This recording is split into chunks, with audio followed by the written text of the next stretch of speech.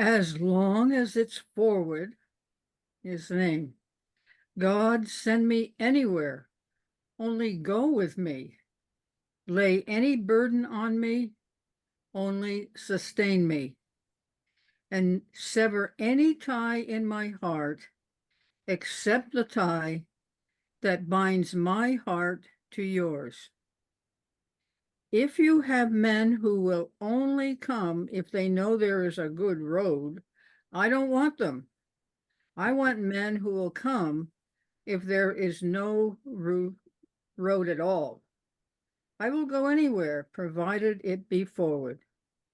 David Livingston, 1813 to 1873. Much, Carolyn. Welcome everyone to Gems from the Wisdom Traditions, a conversation circle sponsored by Still and Moving Center every Saturday. And welcome, Dustin. We're glad you're able to join us.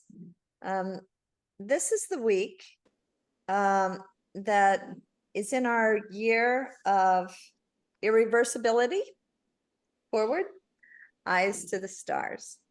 And we're beginning a study of the Yoga Paths. And I say that we're beginning one. The Yogic Paths is the name of this week's topic. And then that's going to be followed over the next 2 or 3 months by various individual yoga paths. For example, Jnana Yoga will be next week. We'll have Bhakti Yoga, we'll have Karma Yoga, and also Buddha Yoga. So we're looking forward to all of those. And to start us off, we have Sharonne Gracia, who is one of our yoga teachers here at Still and Moving Center. And she has done some studying of Patanjali, who was the kind of the real first person to put some of the yogic principles down into a treatise. And we're looking forward to what Sharonne has to share with us. So Sharonne, it's all yours. Hello, I'm so honored to be here. My name is Sharonne Gracia. I'm from Cuba.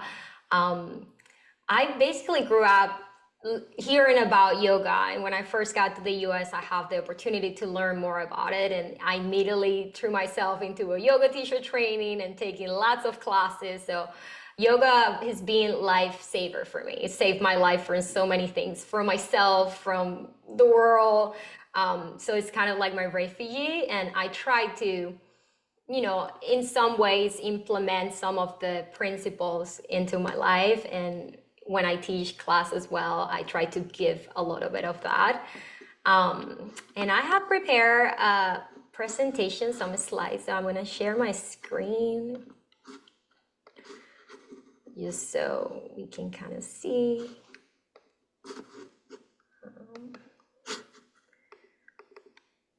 There you go. So do you see that? It's called the Yogic Path.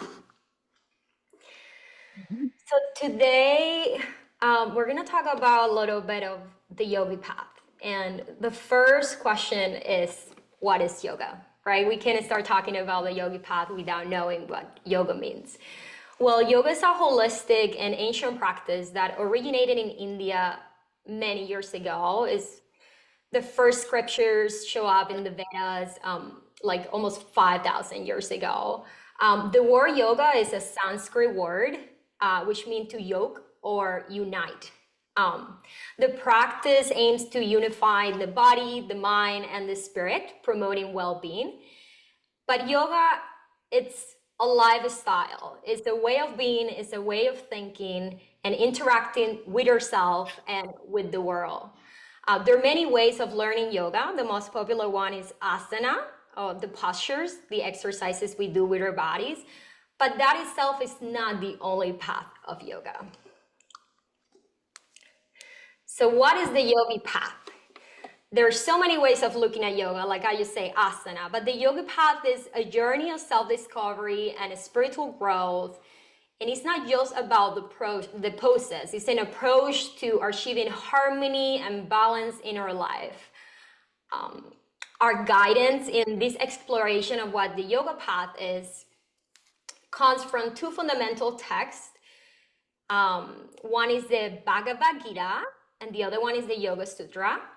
And the Bhagavad Gita show us how to integrate yoga into our daily life. It talks about karma yoga, bhakti yoga, jnana yoga.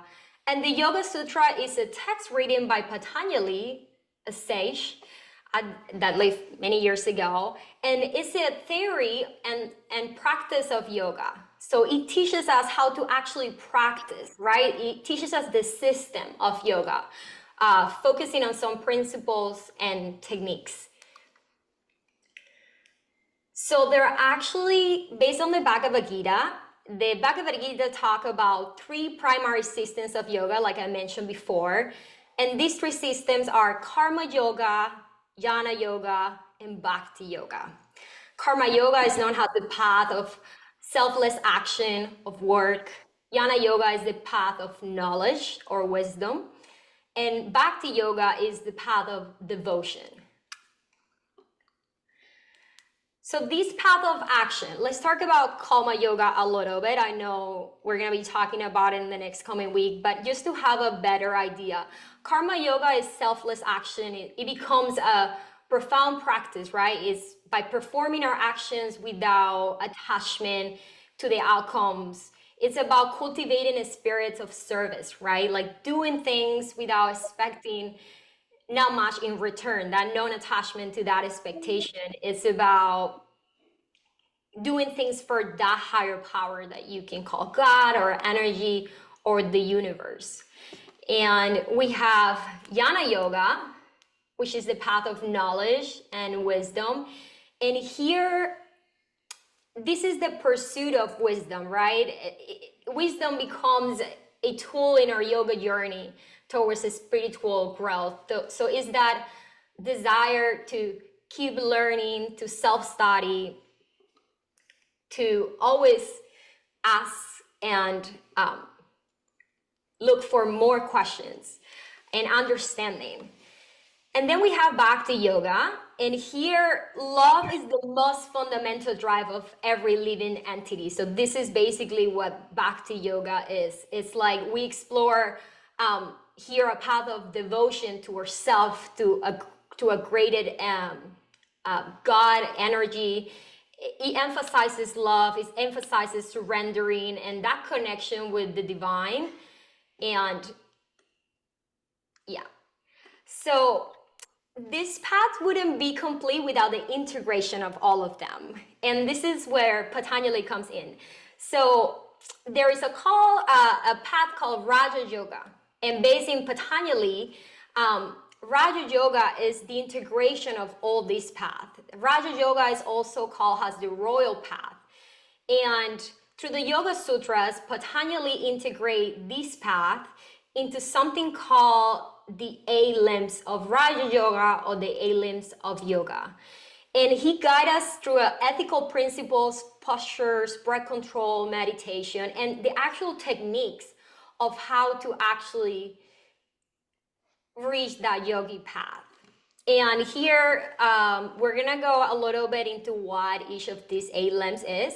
The first one is called Yama, which is the external discipline, is how we behave in the world and our society. And then Yama is the internal disciplines. It's how we are within ourselves. And asana is the most known. It's doing postures with our body. Pranayama, breath control. Pratyahara, withdrawal of the senses. Dhyana, meditation. And the last one is union with the divine, samadhi. And the goal of yoga too is to reach this state called samadhi, which is ultimate enlightenment, ultimate consciousness, ultimate connection with God or the divine or that highest self. So all of this path leads to that. The goal is to get to that samadhi experience, and therefore well-being. And then here we see all the 8 limbs and what goes inside of them a little bit. So this is the actual practical tool and principles to live by. in this yogi path. The first one is yamas, like I say, the external discipline. And inside the yamas, we have ahimsa, satya, asteya, and brahmacharya. Ahimsa is all about kindness. It's the principle of non-violence and compassion towards all living beings. We can clearly see here the path of karma yoga integrated. Like this principle also extend beyond physical harm and includes avoiding harm of words, of thoughts, and actions. It helps us cultivate a mindset of love and understanding. And then we have satya, which is truthfulness, right? The commitment to honesty and truthfulness in both thought and action towards the world. And then asteya is non-stealing, so non-stealing, taking what is not ours. Brahmacharya, moderation, is, I understand this as channeling one's energy in a balanced way. So being moderate and balanced, right? Finding that balance. Okay. Then we have the niyama, which is the second limb, and it's all about internal discipline. Here we have sasha, which means purity, santosha, contentment, tapas, austerity, swadhyaya, self-study, and ishvara pranidhana, which is surrender. These are all Sanskrit words. In sasha, we see the purity, the purification of both our mind and body, and it's all about cultivating mental purity and fostering like positive thoughts, reducing negativity, creating a clean and organized and harmonious space in our mind. Santosha, it's contentment. So it's finding joy and satisfaction in the present moment, cultivating gratitude for what we have, appreciating the small joy in life. It's about practicing being content in both success and challenge and fostering that inner peace. And tapas is austerity, it's self-discipline, it's commitment, and the willingness to challenge our personal and spiritual growth. And swadhyaya is self-study, self-reflection, the pursuit of knowledge. Here we see the practice of jnana yoga. And ishvara pranidhana is surrendering. So it's surrendering to that higher self, knowing that there is something else, something more we can devote ourselves to, and acknowledging that force. And then we have asana, which is what a lot of us know is the position of our body, but asana, it's more than that. It's about cultivating flexibility and strength in the body, proper alignment, body awareness, and by making that connection, we get to also work our mind. So asana. Pranayama, mindfully breathing, honoring the breath. The breath in yoga is considered a life force, right? It's known as prana. So it's honoring that life force. It's recognizing that it's what sustains life, is that connection of ourselves to the universe, to life, to everyone else. And pratyahara is turning inward. So this has always been a little tricky for me to understand, but I think the concept is withdraw from external distractions. And I think this means just turning our attention to our internal world, right? So control redirection of our thoughts and our attention for all the external stimulus, right? When the senses turn inwards, we're able to focus, right? And see clearly. And then we have dharana, which means concentration. And this is also very related to pratyahara. So it means focus, it means attention. It involves concentrating our minds into a specific point or concept or goal. And this could be the breath, it could be a mantra. So it's just bringing one thing to our attentions and putting all of our attention towards that. And then we have dhyana, which is meditation. And without the dharana, which is that focus, dhyana wouldn't really exist in a way. So to be able to reach that meditation, that deeper into stillness, we need to keep that focus. So dhyana is the practice of continuous and effortless flow of attention, becoming totally self-observed with an object, with a thing. And then we have samadhi. So once we are able to go into each one of this, Patanjali says that the eighth limb is samadhi. Once we follow all these techniques and practices, we're able to be in complete harmony with the self and the universe. And that union is called samadhi. So these are the eight limbs, and here we see the three yogi path integrated and more. So the question that comes to mind is when I look at all of this is, how can I live yoga daily? Like, how can we apply these principles into our daily routine, right? Yoga was something that was created many years ago, right? And it's almost impossible, really, really difficult. Don't like to say impossible, but almost really difficult to nowadays apply all these concepts and principles into our daily life just as they are, right? So I think we may not be able to go into each of them deeply because we have responsibilities and, you know, we live in a society where there's so much. But yoga, I think ultimately, and not ultimately, but the way I see a good way to practice yoga, to embody yoga, is maybe taking these limbs and applying it to our daily life, to our everyday life. Like the yamas, like how do we behave in society and with the world, right? Are we being good? Are we being honest? Niyamas, how do we treat ourselves? Are we taking care of our mind? Are we making time for self-care? Is our personal values?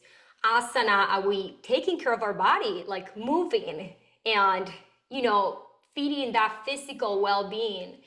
Pranayama, are we calming the mind by giving attention to our breath, and maybe every day take a moment and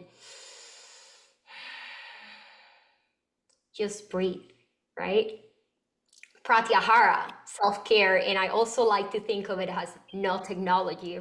Technology is such a distraction nowadays, right? It's a great tool, but it's very distracting. So maybe shutting off our phones and our TV and even the music and just turning inwards. Dharana, like mindful presence, just maybe, you know, finding something to look at, a candle, and just focus on that. Dhyana, like meditating. And samadhi, it's not gonna be possible to just reach that connection, but maybe if we just find that moment of peace, of stillness, of mindfulness, maybe we're closer to what Patanjali says that samadhi is. So yeah, the understanding of the limbs, it comes with great mastery and consistent practice. It comes over time.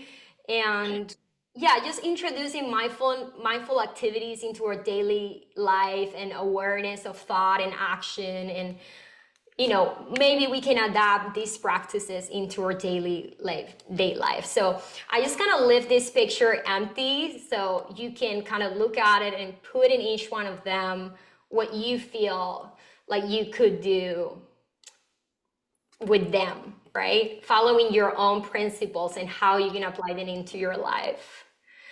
So yeah, be kind, truthful, and content. Stretch and breathe for energy. Focus on tasks one at a time. Take moments to meditate. Feel the bliss of being fully present. So yoga, the yogi path at the end is not only that samadhi. Samadhi also means being present, being fully here, being fully here, like living life right here, right now.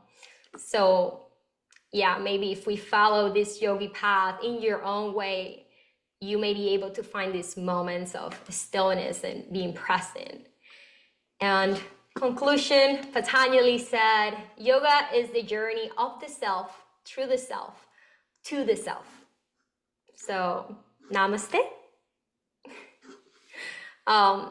I would love to hear your thoughts. I would love to hear what resonated with you, what's something that maybe you would like to look at in depth, and maybe we can debate about it. So yeah, thank you.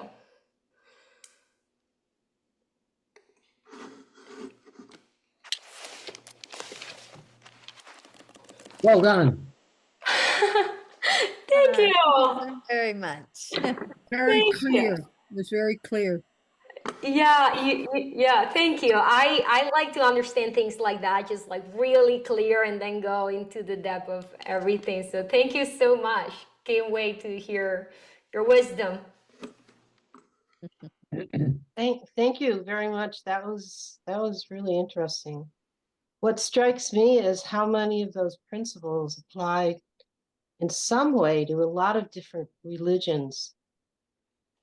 You know, you can go through those things and find their, you know, in Christianity or Judaism or a lot of things, they're actually, the principles are there, but I like the way they're outlined in yoga. Is yoga the name of all of that? So that's called the 8 limbs of Raja Yoga. So basically, by following all those principles, you are doing yoga. And I think Patanjali, in his offerings, in a way, said that by just practicing only one of them, you're still doing yoga, right? So yoga is not only just completing this 8 limbs, but just the intention of wanting to do it, and that attempt to be fully present, to living by this thing. That's yoga. A lot of that is true, like in Quakerism too. I mean, a lot of those thoughts, a lot of those principles. Yeah. From what I know about it, I've got a couple siblings who are Quakers. Yeah. I just love what you said about yoga being very similar to other religion of practices, because as I study yoga, I just realized that I grew up being a Christian, and then suddenly I'm so drawn to yoga, and it's like it just makes sense to me, but that doesn't mean I'm not a Christian anymore. Like, they're so similar. I can integrate the two, right? Like, if you really practice these principles with good of heart, like, there's no harm in, if it resonates with you, to integrate the two, because I think at the end is what resonates with you. And all religions, most of religions, they all want you to live good. They all try for well-being. So yeah. Well, how do you incorporate failure to thrive? I mean, if people are, if they do something wrong or they're too tired or whatever, how does that, this outline you gave is like the positive principles, but is there any assumption in this philosophy that people aren't going to do it all the time? Or Okay, well, I don't know if this answers your question, but these principles are, at least for example, on the yamas, the first principle, talk about all these things that you can embody when this challenge come, right? Like karma yoga talks about not having an expectation, and doing action without expecting outcomes, good or bad. So I think these principles don't necessarily said when challenge happens, do these, but but by living with these values, you do really know how to deal with this challenge without the principles telling you, I think. But if anybody else have a different idea or opinion, would like to answer to this question. Yeah, we like all of these questions really to feel something that everyone can add into. It truly is a circle of conversation now. Yeah. Bob, you're leaning in. What was your thought? And David, I did see your hand, by the way. I'm always leaning in. Well, it's interesting because that most recent question was, doing it right and such. And I think that's how, as was stated in the talk, the yogas fit together. Jnana yoga is, well, we have a mind for a reason, and the mind is aimed at getting it right. I mean, that's the effort there. And And so I think it follows in that kind of way. What resonated with me, I guess the whole idea, the image of a yoke, of, that whether the yoke is heavy or light, putting it on means that you're preparing you to do something, to carry it forward. And to me, that kind of uh, intention, it falls into the karmic yoga path. But that's why those yogas have to fit together. All the goodwill in the world won't mean anything if you don't do something. And ultimately, if it doesn't come from your heart, the experience is empty. So it's that kind of idea. I was reading recently an article that looked at uh, um, whether we have free will. And the counter position of the physicist is that, well, everything is determined. Basically, we don't cause anything, everything causes us. And the book that I was reading refers to evolution and says, well, that's kind of dumb. That's not the way it works. That's putting the law in front of nature.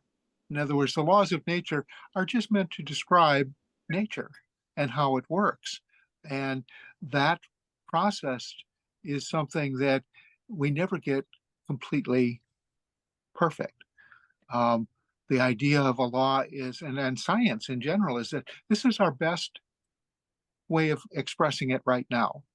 The law of gravity. It works up until the point where maybe Einstein takes over and suddenly the laws have to be expressed a little differently. So I found that kind of interesting. And the author gave an interesting thing. He said, when life happens, we start dealing with information.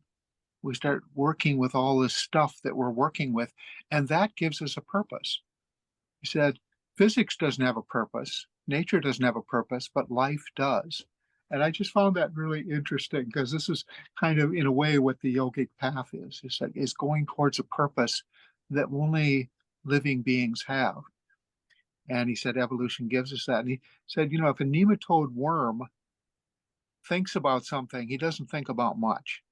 I mean, he's just in the here and now, which, as you were saying, the here and now is such an interesting focus, but here and now per se is not all that interesting. It's when we start putting these extra things into it. And as you were saying, some of these are very subtle things. I mean, a nematode worm is not going to go inside, but going inside is the heart of meditation through the third eye, usually. I mean, it's that kind of, how do you go inward, and what is inward, and what is there? All of that kind of thing. So We don't I really found think of a that really nematode worm as having the failure, do we? it's not a failure. It's just a simplicity. We are complex, and that's why we need a system like Patanjali's. So other thoughts on how yoga might deal with this idea of failure, this idea of these yoga paths. How does that help address what happens in terms of if someone feels as if they've fallen off a path? Any thoughts, Kirk? Well, I think Sharonne mentioned the aspect of self-study, which to me, that's an aspect, a very critical aspect, goes hand in hand really with meditation and the whole effort to cultivate a life of purpose, a life of meaning, a life of understanding what's going on.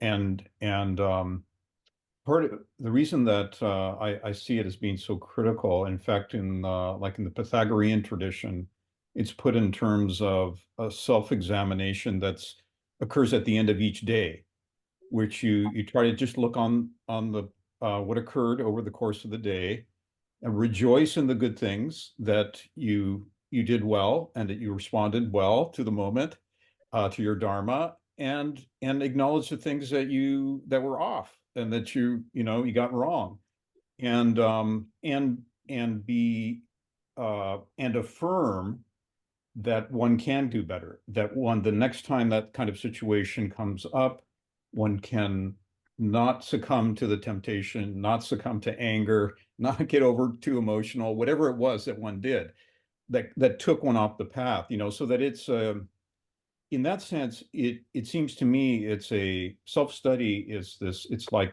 sailing a boat in that you're always, if you want to get to a certain spot, it's a thousands of little adjustments that you're making all the time. If you just try and hold onto the till in one position, you're not going to get there because there's tides and there's winds and there's shifts and and there's other boats. So and in fact, it's a zigzag often, right? You're going left to right. You obviously can't go straight. So that to me, that willingness of daily self-correction, and sometimes you can go for a long period without noticing that you're really gone astray from the path you'd chosen. And there's a major self-correction that has to be made, a major adjustment, So so that's one aspect of it, I think. I always, actually, when the question was first asked, I was reminded of that. There's one spot, or there's two spots actually in Patanjali's Yoga Aphorisms where he lists all the impediments that are going to arise in the process of trying to maintain concentration, trying to still the mind and to place it on an idea. And I've always really been struck by this because at the second list, which I think comes around the middle or past the middle of the text, he says, all of these can be overcome by bringing the mind back to a single idea.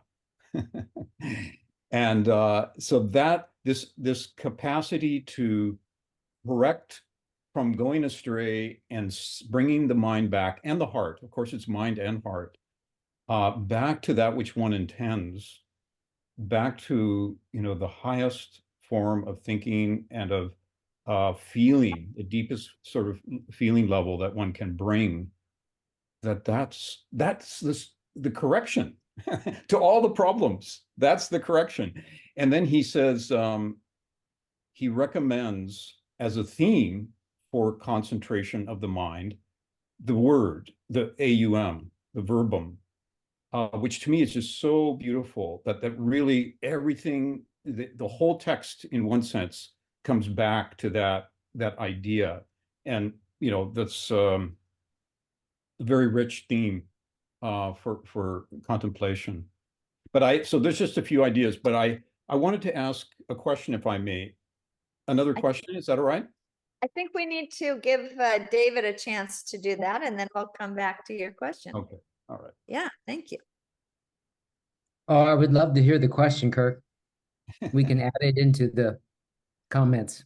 Well, I was just wondering because both the Gita and the Yoga Aphorisms, the texts themselves are really so rich with instruction.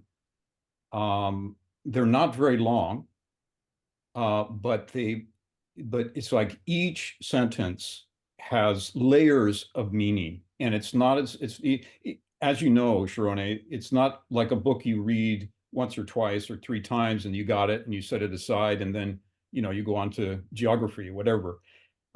It's like it's something, it's a lifetime. It's more than a single lifetime to understand what's really being said. So, and I know for me, the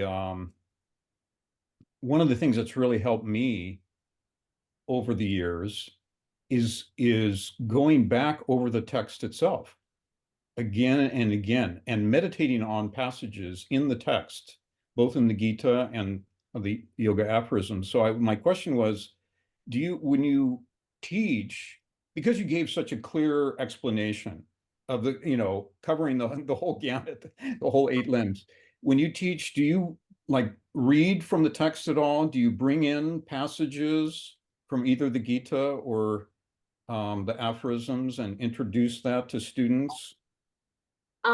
So when I teach, I introduce a chant that honors Patanjali, and I bring Sanskrit words, and while the class happen, I will sometimes talk about it. if it's a very restorative class where people could take that. But I don't usually introduce the afferents or like, bring them up because I think they're, like you said, they're so profound. It may take a lifetime for them to understand. And even myself, like, I don't feel I could just present something like that and just leave the room kind of like wondering like, whoa, what was this? But I do come from an Ashtanga yoga, so I practice a lot Ashtanga yoga, and I bring that to my class. And we use Sanskrit words and some of the chants that honors Patanjali. And a lot of times I get questioned like, why do you do this chant? And then I explain, I love the Yoga Sutras. I kind of try to live my life by these principles, and this is an honor to that sage, right? Because Ashtanga yoga is also about honoring the lineage of the practice. But answering to your question, sometimes I will say something, but not all the time. Yeah. Thanks. David.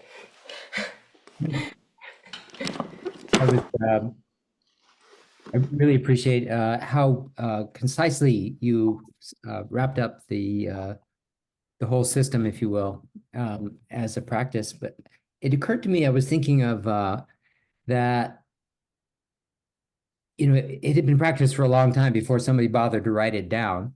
And they wrote it down. It's probably not just one person. Patanjali is probably kind of like Shakespeare. It's probably several authors chiming in. And I was thinking how it was maybe people looking at what makes being a human successful.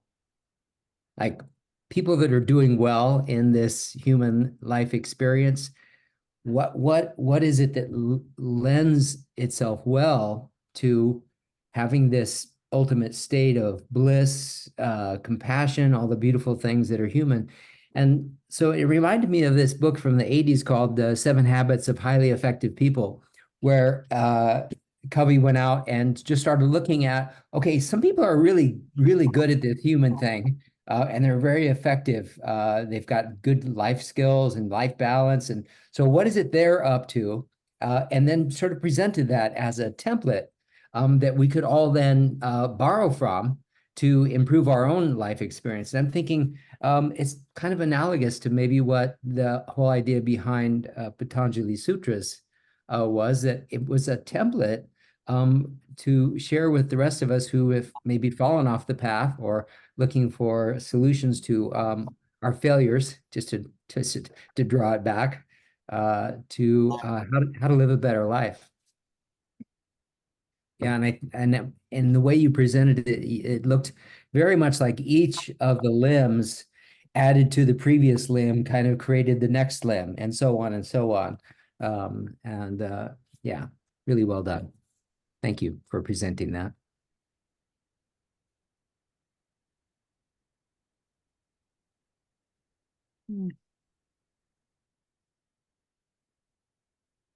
I guess I'll say something here.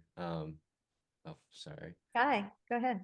Yeah, it's funny that you said that. I mean, that's a book that almost like kind of changed my life in a way. Read it while I was in an internship. My mentor was really great, and he gave me the book to read. And I like the idea of sharpening the saw, and to be successful, you have to come back to square one and go back from there and assess kind of how you're doing and how you can improve. So I think that that aspect of, I think he says, you can, to cut the tree the fastest, I'm not doing it right, but to cut the tree the fastest, you have to take the time to stop and sharpen the saw, and then you go back versus just sawing continuously. So I think, this goes back to the failure aspect and the good or the bad. I think there's always two sides to everything. So focusing, if you do something bad or if you have a bad response, you kind of go back to square one.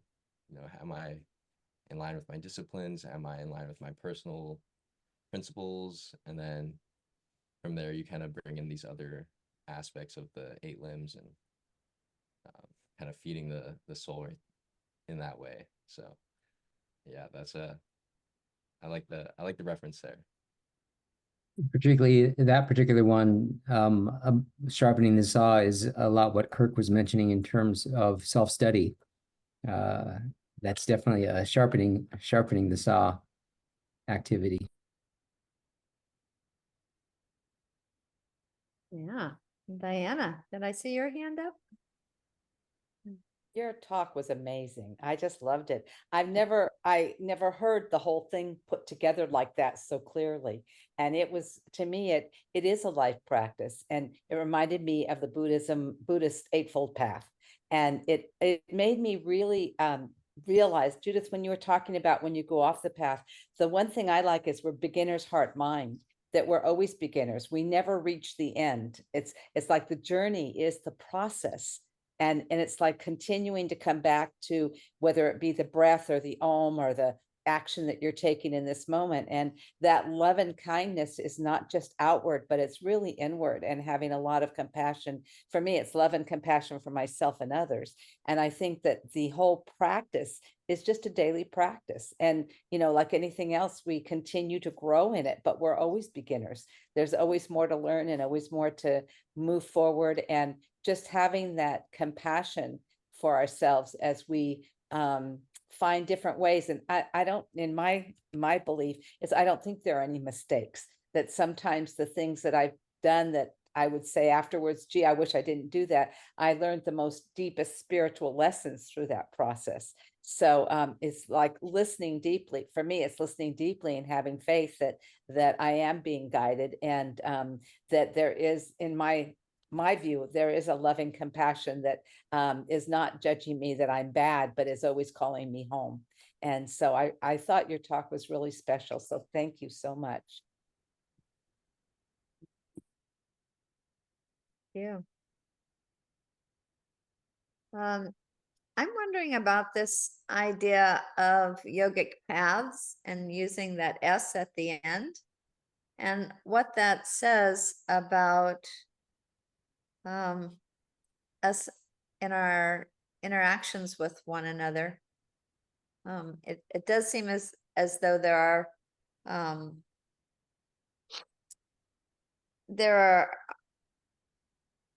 are ways of thinking that are a lot more narrow than broad. And so I'm just interested in this S at the end of paths. I wonder if anybody wants to talk about that at all. There's more than one way. The destination is one, the paths are many. Okay. I think that's the gift. I mean, I think that we each have to find what our truth is and how it works and resonates in our life, so that we can find the path that works for us. And you had three things. You had wisdom, action, and there was one other, I believe, in the very beginning. Devotion. Devotion. And I thought that was really interesting, because when we think of the future and living our lives, we need to have devotion. And from that comes wisdom, and that comes action. And that we need all three to be able to move in our path and what we're doing. And yet action, it looks very different for each of us. It may be prayer, it may be picketing, it may be feeding the poor. We each have to find the path that is right for us. Yeah, I love what David said. The destination is the same. We're all gonna get to the same place, but the way we get there, that's different, right? And because, the system of yoga says there are all these different paths, you can pick one, or you don't have to do that, right? You make your own path. And maybe you choose one thing, and then you make a right turn and you choose a different thing. I think as long as we know we're going forward and we are nurturing our souls and our heart and our body and living by good principles, I think it doesn't matter what path you're on, as long as you know the principles of your path and your values. I loved what Kirk said too, that all those ways of going wrong could all be summarized by saying, you just have to do a single thing. In Zazen, we sometimes, you just sit. If you can just sit, you've done it. And it's really, I think that's what the yoke is, that that you're just doing it. It's not, like was said several times, it's not about the destination. It's where is your mind when it is single? One of my favorite philosophers, Soren Kierkegaard, wrote a whole book called Purity of Heart is to Will One Thing. Mm. And That's that's my it. It's favorite just that book. one thing being willed. And if you are one pointed, then it's not that you've gotten somewhere, it's that you have that single thing. So I think it's an interesting way of looking at the world. When you talked about, the idea of sharpening the saw, Chuang Tzu has a thing about the butcher who is single-mindedly one with his knife, and he never has to sharpen it. It goes in between the sinews and the bones and the muscles, and it just falls apart. So I found that a fascinating metaphor to what Kirk was talking about.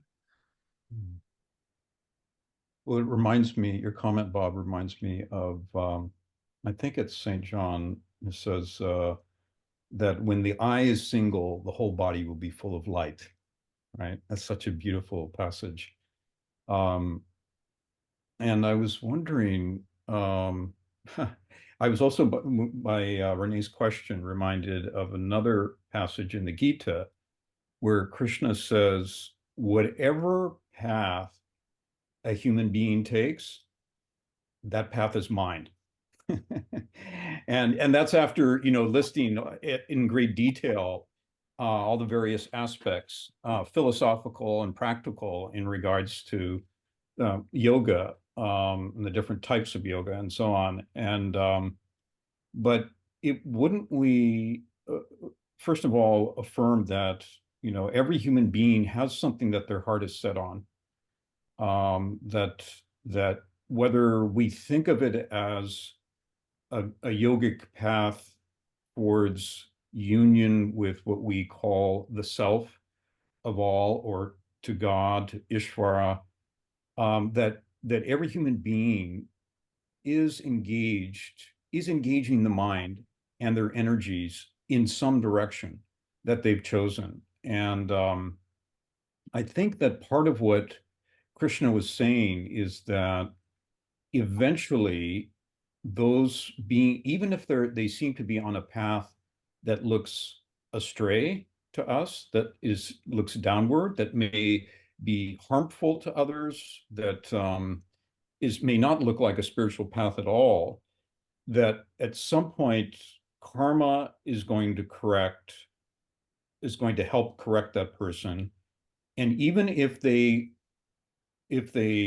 drive themselves into the ground, that Krishna will be there at some future point to aid them to make that to come back around. So that to me, it points to that, the universality of the compassionate heart that Krishna represents, which I don't know, it doesn't come out so much for me in Patanjali. He's like the disciplinarian, but in the Gita, that heart quality, that kind of bodhisattvic quality, and outlook is very resonant to me.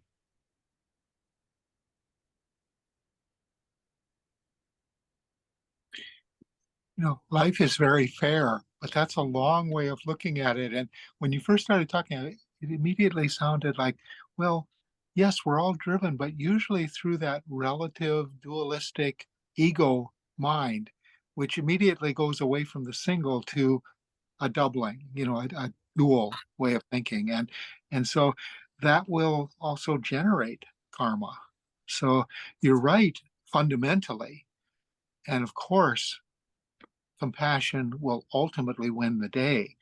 But then that whole thing of, avidya, of somehow looking at the world slant and wrong, that also, immediately kind of results in a rebirth. That, struck by one person who wanted so much to have a child. And she wanted a child so much that in her next lifetime, she was an animal so she could have litters constantly. Life is fair. and will listen exactly to your purpose and desire. I want to have offspring. Bang. That's what you want. That's what you get.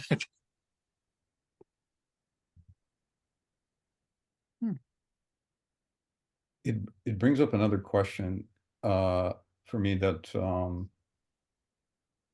because I imagine, Sharonne, that the classes that you teach, Ashtanga is very physically demanding practice. I did it for some years myself, and I found it very, very challenging. It was like I had to work on it all the time, you know. And but it seems to me, and this is why I raised the question about, you know, whether you bring in the text or not. I'm wondering what you find, and David, others who teach yoga at the center there maybe could answer this question too. Do you find that people are thirsting also for a deeper spiritual outlook, a deeper philosophical perspective on life, as well as this kind of you know, a more holistic and healthy way to govern the body, to learn how to live harmoniously in the body? But are they also searching for something deeper, you know, some deeper understanding and awakening, I guess might be the way to put it? Yes. Yeah. Yes, I asked my question. Sorry, David. I will hand it to you, but I love this question because I ask that question every day, and every moment where I step in class, I just always wonder, like, why are all these people here? Because I want to understand that, and I want to be able to assist on that in some way. So I think I agree with David Sanders. I think it's yes, whether they're aware of it or not, that's different.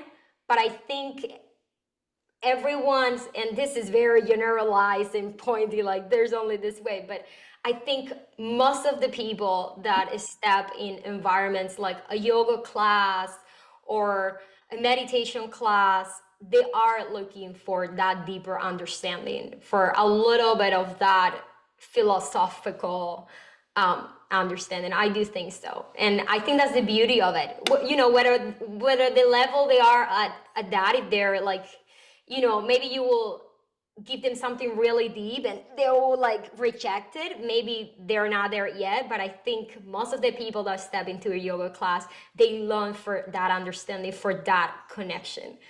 Yeah, and that's the beauty of when I see people walking into class. I just like, yes, I love this. Yeah, I love what I do. Thank you. David. And we have Anna Morales as well, who's a yoga teacher. So maybe after David, Anna will weigh in a bit. I think I've said my piece. Kirk, I think both are true. And I love what Sharonne pointed out is they may not be aware of at what level they're attracted to this, but there's something there they're attracted to. Yeah. And what do you find most helpful, David, in terms of helping to satisfy that thirst in your classes? Prayer. Prayer that I be present and that I somehow manage to provide coincidentally what it is that they're looking for. I can only just be myself. And you do bring up different quotations, ideas over the course of your classes, I think. Well, I attend this thing called Gems of the Wisdom Tradition. So I have this broad spectrum of things to draw from. Thank you. Much. Anna.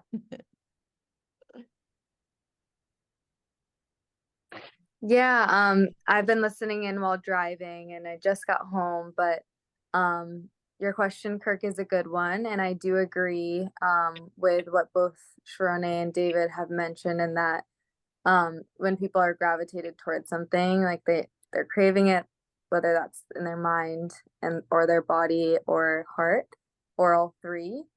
And so I do believe that when people continue a practice, if it's a yoga practice that is well-rounded, it's usually something that is good for them. And there's just so many different realms. I mean, Sharonne broke down so many different paths and so many different ways that yoga can help to strengthen, and it doesn't need to be all of them. It can still be yoga, even if you're just focusing on one at a time, and if throughout your whole lifetime you are just taking your time digesting all of them. But yeah, I do agree that sometimes even if you may not be mentally aware, perhaps your body or your heart will crave to have a practice like this. And then Judith's question, I think in the beginning about, I guess, failure, I'm not sure if that was the right word, or being too tired or not feeling, I guess, adequate in a certain system. For me, what came to mind was like the chakra system, and how instead of having just good or bad or right or wrong, we have imbalance. And perhaps it's too much of one quality or too little of one quality that is causing some type of imbalance or discomfort that might be seen externally as being tired or lazy or not good enough. And so I think that when you have that self-study, svadhyaya, you can learn more about when you're feeling imbalanced, where that's coming from, and then how to reconnect with that balance again. Thank you very much. There's Swadhyaya, and you're associating that with that self-study that Kirk mentioned earlier. Thank you. Exactly. Yeah. And thank you, Sharonne. This has been really helpful. I was just going to chime in and add how many times over the many years that I've taught, that people have come and shared with me about something that I said, which I never really said. But, you know, seek and ye shall find. People come, they find what they're looking for, whether I intentionally provided it or not. That's good. I love that. Yeah, there's people, they hear what they need to hear. And sometimes they don't hear what you want them to hear. Oh, I would mention one thing that I love about the sutras, Patanjali's sutras, is that he wrapped the whole process up in the very first word of the sutra, which is atha, A-T-H-A, and it means now. Oh, that's condensing things. Yeah. A-T-A-A. H-A, ha. At the breath, you might say, if you're going to take it into multiple languages. Okay. Wonderful. Spelled similar to aha, but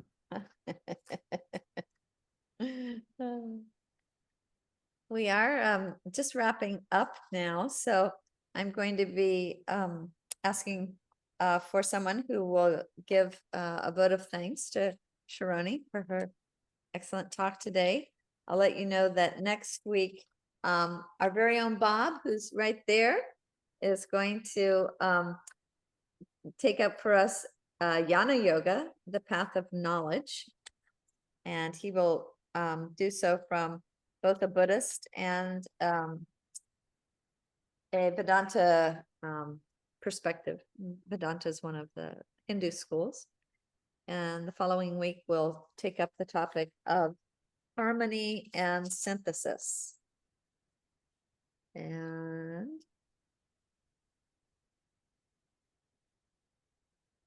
I don't have the person to tell you who that is right now. So can I ask for a vote of thanks for Sharonne? Diana. I think your talk was excellent. Very clear.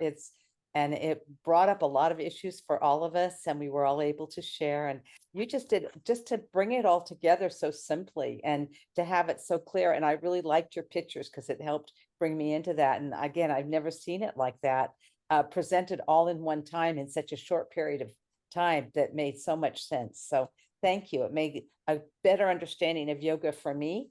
And I've heard of different parts, but I've never seen them all put together. So thank you so much. It was beautiful. Yeah. And I want to thank you for also just seeing an overview of them with the idea of Raja Yoga, the royal or the kingly path, maybe the queenly path. And and Sharonne had a really good question for us to consider in terms of the almanac, which is why do we have Jnana Yoga, Bhakti Yoga, and Karma Yoga, and we don't have Raja Yoga? And I'm thinking we'll maybe look at that a little bit with Kirk when we finally get to Buddha Yoga, and we'll have a chance to study that on May 4th. So we're going to be stretching this idea of the yogic paths into the future a bit longer. For doing so with all of you. Thank you all so much for being here. Hope you have a wonderful week, and we'll see you next week for the Path of Jnana Yoga, wisdom, knowledge. Thank Thank you. you. Have a good week, everybody. Thank you, everyone. Thank you so much. Thank you. Great, you. Sharonne. Yay. Thank you. What a pleasure to have you all here. Uh, thank you, Kirk, for being here and all your questions. I'm really looking forward for your presentation. Same for you, Bob. I can't wait to hear about Karma Yoga next week. But Well, yeah. you did so much today that I feel like all I have to do is just a little bit of commentary. You've done all the hard ideas and everything.